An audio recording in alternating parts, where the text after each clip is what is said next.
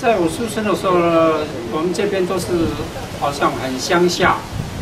那我父母亲又很老实，那时候也生活非常清寒。到我们差不多12岁、13岁的时候，我母亲才45岁就中风，又不会走，一只脚一只手不会动，我们就担起那些照顾母亲的责任。照顾到17、18、19岁，又和我哥哥去杀猪卖猪肉。我祖父、我爸爸那一代都是以那个杀猪为业，卖猪肉嘛，所以一直传下来到我哥哥。我哥哥一人又不过帮忙，所以又16、17岁就去帮忙。后来到20几岁、30几岁。那个1000多斤的我是杀很多，1000多斤的大猪公。因为后来一直想说，那时候民国76年，我父亲往生之后呢，因为我父亲也是之前有做过这个屠宰业，后来我就这个收起来不要做好了，到现在没有赚什么钱啊，做这种生意好像赚钱很少。到民国40几年，我们就收起来了那生意就不做了，改为做房地产。那时候生活有改善一些，我就改为做房地产。房地产后来又搞一搞，民国83年又种那个国兰、养兰花，到年纪一直大了，我当时民国57年。结婚那时候还没有当兵，结婚4个月就去当兵，把老婆丢在家里，自己跑到高雄走营当兵，3年的军中生活也是非常辛苦啦。我到南沙群岛，有到金门，我们那是军舰到那边都没有可以上岸了，就是护航舰了，到南沙群岛。船上生活呢，因为我们会那个行尊非常非常辛苦。在出海的时候，像我们去南沙群岛都1个礼拜都没吃东西，因为行尊晕船我们没办法吃东西，所以非常的辛苦。回来受了一大欠，所以当时3年好不容易熬过来，老婆也是很辛苦的，在家里照顾母亲中风，一只脚一只手不会动，照顾我母亲。终于3年熬过来了，退伍回来了。退伍回来糟糕了，得了胃病因为船上1个礼拜没吃都吐光光，所以得了食道直肠。在民国62年就手术。那时候经过大风大浪，也是很辛苦的过日子。在民国66、7年开始做房地产，家庭生活都改善了一些，一直到民国差不多90几年参加我们社区发展协会。发展协会一直在训练老人家做什么手艺啦，做什么上课啦，那时候已经退休了嘛。退休到去年，我们社区有一位妈妈，叫秀丽小姐，她就教我们做那个棉纸，棉纸的艺术。我一开始我感觉很简单的，写这干嘛？我做一个那个泡澡那个第一座，感觉很简单。后来我老婆鼓励我说：“你不会做那个棺木，你以前做过海军舰。”我说：“对哦。”我就开始挑战，终于给我做出来。去年7月的时候，去年103年7月的时候，《中国时报》《联合报》都有采访那个军舰还有棺木。后来我想说，这个给我挑战成功了，我再挑战三合院，因为我很喜欢三合院。我以前有住过，我以前老家在那工业区里面住过三合院，我一直在研究呢。像那个军舰做了里面没有灌胶水，软软的不行这个软软不行，所以我一直想灌胶水下去变到很硬，贴起来所以它的墙壁那些都很硬，不会说软软的。因为后来这个做完，人家叫我说，哎，还有什么啊？你做了那么好，我说现在没有什么可以做了。后来我老婆也在旁边一直鼓励我，哎，我们以前住过三合院，你们想想看。我说要那个尺寸那些啊，结果没有啊，没有，我自己想，好吧，我来自己画，是拿个纸，要画出那个尺寸啊，才知道要多宽多长啊。就画一张不行，第二张不行，第三张可以哦，就开始那纸一张一张给它粘起来，所以第一座做的很粗，很不好看，第二座又很成功。那个我们去年呢，桃园县县长吴志阳，他也一参观就端起来照相啊，第二座又找那个资源回收的纸把切差不多宽度4公分或者5公分，长度1尺多一点点，不要太长，这样然后慢慢去折，然后一片一片给它，像我们叠那个砖有没有？盖建筑房子要砖一块块给它叠起来。我们纸也是一张张叠起来才会硬，才不会说软趴趴的。第一步骤当然要找那个资源回收的纸，你要什么颜色给它剪差不多4公分、5公分宽，1尺2左右长，然后把它剪了一条管子一样，里面灌那个白胶下去，然后用那玻璃杯比较滑的，给它压给它里面给它粘住了。晚上给它用那重的给它压住，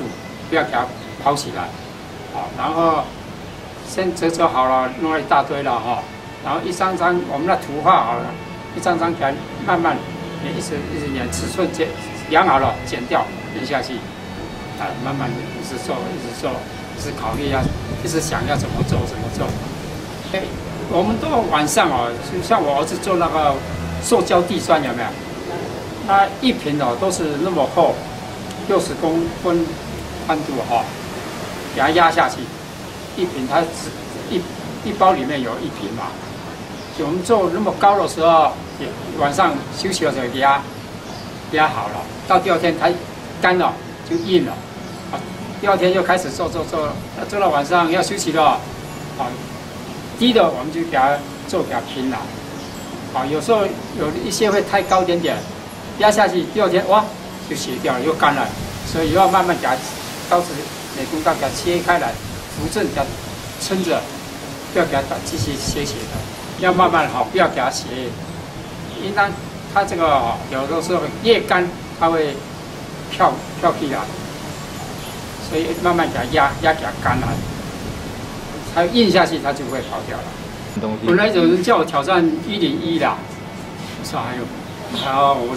头脑发了很大，像那个最后那一座3楼院那精神发下去眼睛又退很多，每天一天到晚那个老花眼，大概一直做到晚上10点半才收工。果然它有那个花艺的有异类的、粗艺的，有花艺的有开花漂亮的，不是像那蝴蝶兰，我是国兰，开花小朵，很香。那个就是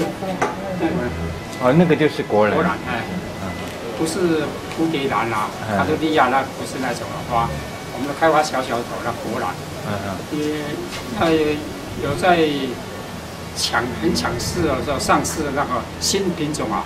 他说1都好几百万，会很贵，所以后来想这个不行还，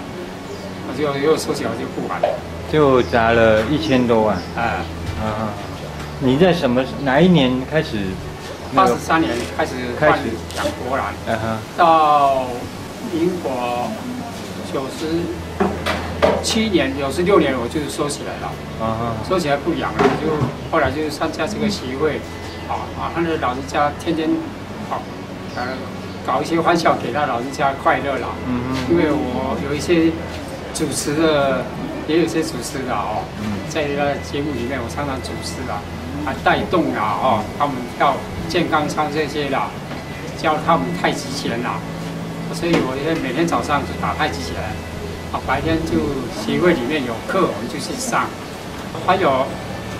最那个就是花式大鼓，像我们那个苗栗那个岩楼啊，里面的大鼓就是当时我和我们那个总教练设计出来的，后来不打了，那个没地方可以放，送给苗栗那个岩楼那个是我们永福里。那时候我教花式大鼓，起先就是我和我们那总教练谢振谦研究出来的，可以4个人、6个人、8个人打。我教很多学生，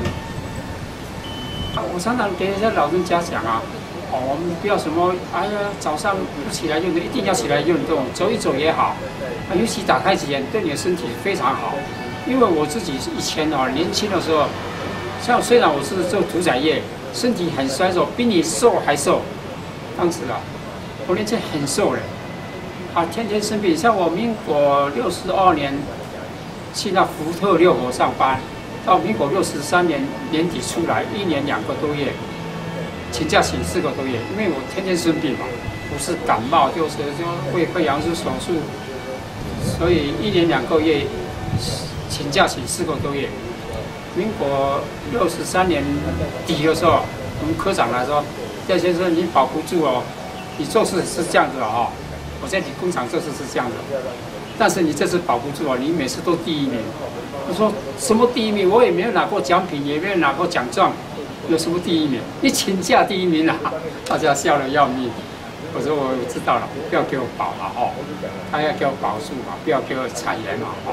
说不要保，我再待下去我会死掉了，你给我放我走，我出去了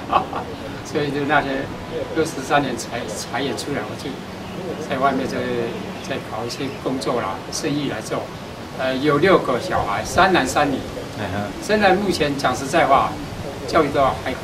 OK 啦。3个女儿都是硕士了，3个儿子高中以上，都是很乖了，事业有成了。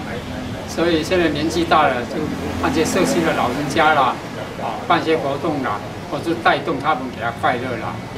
我大女儿在我们中立的中华民国农会，第2的在得力涂料当经理，第3的女儿在彰化银行也是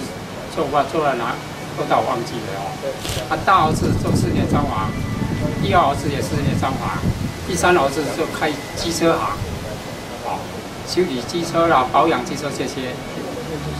内外孙有11位了。像我第3的儿子开机车行，我常常讲一个人赚钱有数不要让他贪小便宜。我们车子哪里坏，就给他电话讲说你这个哪里坏要换，然后老实跟人家讲不要去骗人。像我大儿子、2儿子出门去装潢，人家都对他很好。像他做那个桃园酒店，他都是讲句不好听，就是黑社会的都对他很好。我们就老实给他做，他就会老实对待你，所以做得很成功。所以我们在外面，我们现在这些年轻人做什么事情，不要偷鸡那个技巧那些，尽量老老实实人家你怎样老实对待人家，人家也会很老实对待你。很少碰到说呢，像我大儿子很少碰到说钱不拿了啦，拿不到了啦，很少啦。所以我们都老老实实为本啦。